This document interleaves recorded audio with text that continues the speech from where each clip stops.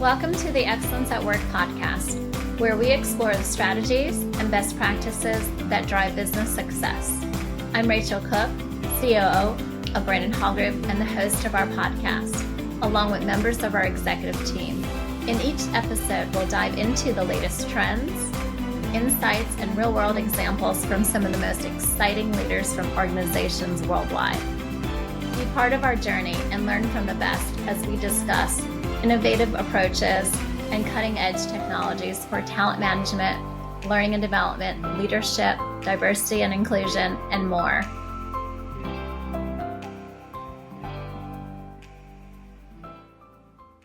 Hi, everyone. This is Michael Rochelle, Chief Strategy Officer and Principal Analyst here at the Brandon Hall Group.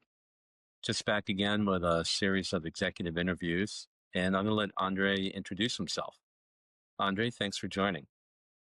Thanks for the invite, Michael. And just a quick introduction myself. So my name is Andre.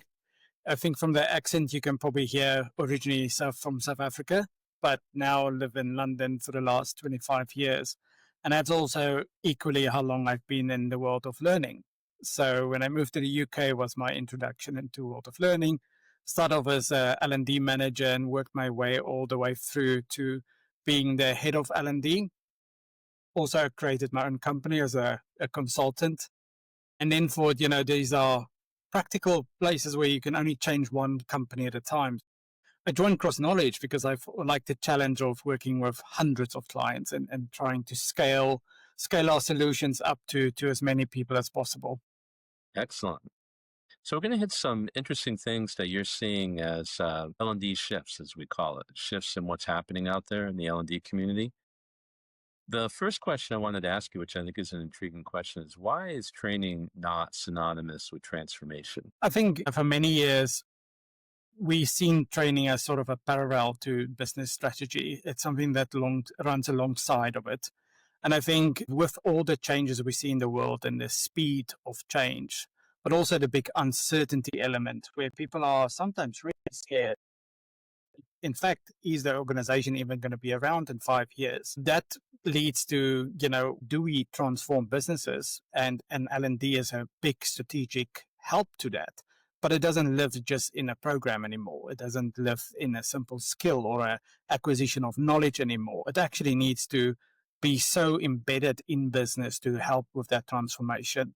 So when we speak to organizations, we see like even as little as 12% or 13%, particularly in the UK, 12% in the US, really have that strategic skills alignment with the business strategy. And that's quite concerning if you think it's like running into a house on fire and trying to rearrange the furniture. It's like there's going to be very little impact. And I think that is why we say that learning is not just simply the answer that it maybe was 5 years ago. We developed the world of uncertainty and we worked around performance and how to make it streamlined and get rid of as much of the waste and things. But, with the world changing so rapidly today, we don't have time to worry about the waste. We need to think about the future. And so that's why we think transformation is really not linked to just a program or a skill anymore. And it's interesting as we kind of bridge into that transformation, there's some things that learning organizations need to embed. And that's getting learning into strategy, as you talked about, not just running parallel. Getting a learning culture going, continuous lifelong learning, for example, and the right technological systems. How do they need to do that? So, I think it's looking wider than your role these days. It's also thinking about it like an onion. And if you think about the world of organizational development, that is sort of a multi-layer type of approach. So we can affect maybe one or two of the layer directly by the program or the long-term outcome of learning and KPIs that we achieve, like around the standard KPIs that we still see in the market today.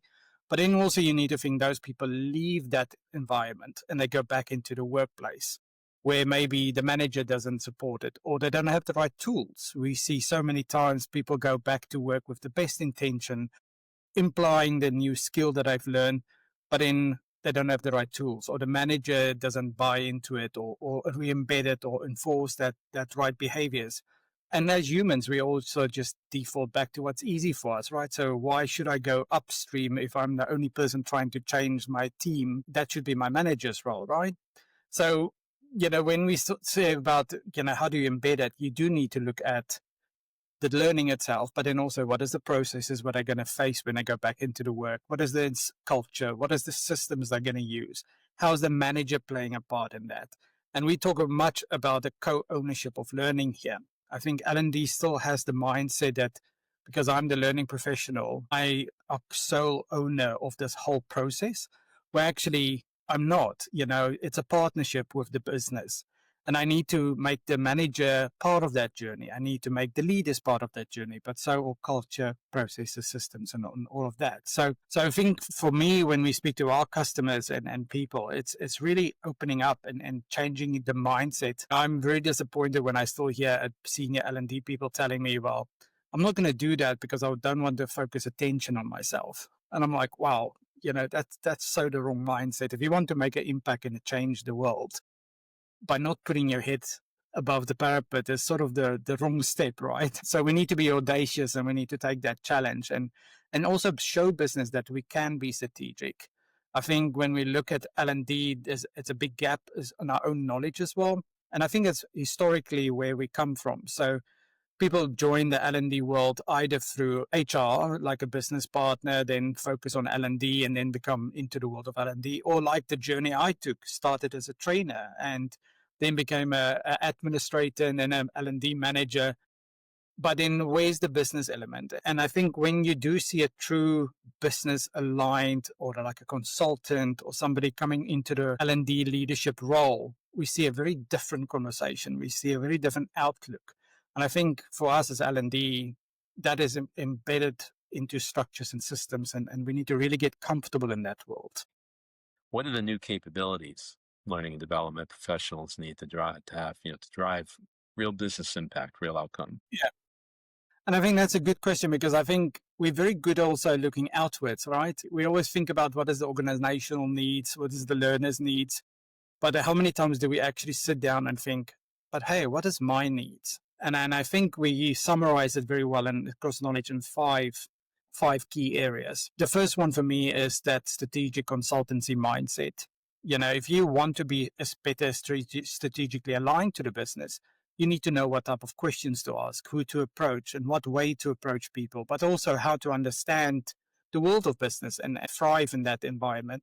So I think that is one of the capabilities very crucial for us. And I always put that first because you start with the questions and then you build from there. The second one I think I need to mention is the world of organization development and understanding really that how does these processes and cultures and things fit together in the world of our day. And it is like that onion effect that I say, there's so many layers that we need to affect and go through, and maybe just dropping the ball after a very hard working program because you didn't think about the culture or the embedding or the reinforcement back in the workplace. That's sort of a pity that, of missing out on. Change is another one for me because anything we do is introducing change. And we know the effects of change. Either people go with it, hates it, loves it, but very few people really start embracing it from the outgo. So again, we need to be masters of change and really understand how people are going to react. How do we get people through those natural behaviors of I don't believe it, I don't want it, I didn't ask for it? Because I think, and that comes always back to the reluctant learner as well, because we all say, what is the personas we develop content for? But actually, if you think about change, there is that reluctant learner that you need to think about. And for me, the fourth one in that equation is really around behavioral science. I think it's fascinating when you go into the world of retail and you see how they sell to you as soon as you walk through the front door of a supermarket, or you walk into McDonald's and you look at their pricing structure, and there's usually the medium meal and then the large, and there's a huge price gap between those two. But then you see supersize and it's only a few pennies or a few pence or cents more, and you think, let me get a supersize because that's clearly quality or value for my money. I score, I'm winning there. That's a pricing structure. That's a psychologically thought out way of getting you to buy the supersize meal. Colors, placement and shelves. But then if you think about humans, FOMO. if you look at TikTok or the world of how people scroll through the internet today, is people do some strange things to fit in these days and not be left out. And why are we not using these natural human drivers or behaviors when we think about how do we embed learning in an organization? Not just how do we design courses, but what is the after effect when they go back to the workplace? How do we create that FOMO effect that they want to be part of that change? And then the last one for me is obviously our own core profession, L&D. I work with people still saying to me, oh, I don't really know what the effect of AI on learning is. And I'm like, well, you're an L&D professional. You should be at the foreground of your skill.